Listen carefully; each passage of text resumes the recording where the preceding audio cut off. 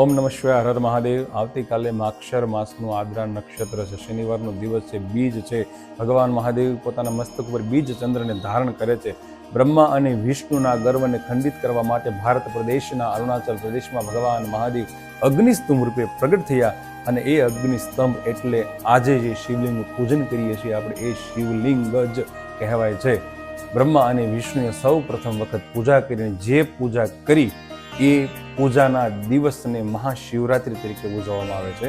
ઘણા લોકો એવું કહે છે કે બ્રહ્મા અને વિષ્ણુ પૂજા કરી આદ્રા નક્ષત્રમાં. નહીં, આદ્રા નક્ષત્ર એટલે ભગવાન મહાદેવ શિવલિંગ રૂપે પ્રગટ થયા એટલે આદ્રા નક્ષત્ર કહેવામાં આવે છે.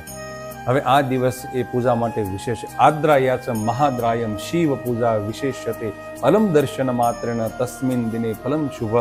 એવું કહે છે કે આ દિવસે જે મારા શિવલિંગના દર્શન કરે છે એને શુભ ફળ આપું છું. એટલું જ નહીં, અભ્યર્ચનમ છે દધિકમ ફલમ વાચામાં ગૌચરમ. આ દિવસે જે મારા શિવલિંગની પૂજા કરે છે તેના પુણ્યની વાત જ હું કરી શકું નહીં, એટલો મહિમા ગવાયો છે. અને આદ્રા નક્ષત્રને દિવસે શિવલિંગનું પૂજન કરી શિવ રક્ષા સ્તોત્રમ અને હિમાલયકૃત શિવ સ્તોત્રમ જો તમે પઠન કરો તો આખા જન્મની અંદર કરેલા પાપ એ નષ્ટ થાય છે. કારણ કે આદ્રા નક્ષત્રને દિવસે શિવલિંગનું તમે પૂજન કરો એટલે 100 મહાશિવરાત્રિનું પૂજન કરો અને જે ફળ મળે એ કેવલ ને કેવલ માત્ર આદ્રા નક્ષત્રમાં પૂજન કરવાથી ફળ મળે છે. એટલે મારી આપ સૌને વિનંતી છે કે શક્ય હોય તો શિવાલય દર્શન કરવા જજો, શક્ય હોય તો પૂજન કરજો, અને શક્ય હોય તો નિરાહાર રહી ઓમ નમઃ શિવાય સાવક્ષર મંત્રનું અનુષ્ઠાન કરજો, જે ઉત્તમ ફળ આપનારું છે. ઓમ નમઃ શિવાય. હર હર મહાદેવ.